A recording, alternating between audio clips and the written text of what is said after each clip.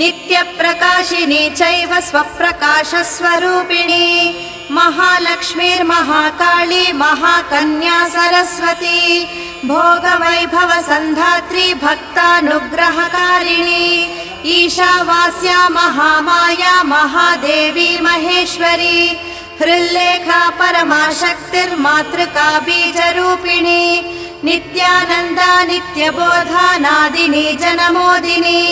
सत्यप्रत्ययनी चैव स्वप्रकाशात्मरूपिणी त्रिपुरा भैरवी विद्या हंसा वागीश्वरी शिवा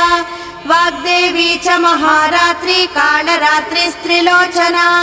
भद्रकाली कराळी च महाकाली तिलोत्तमा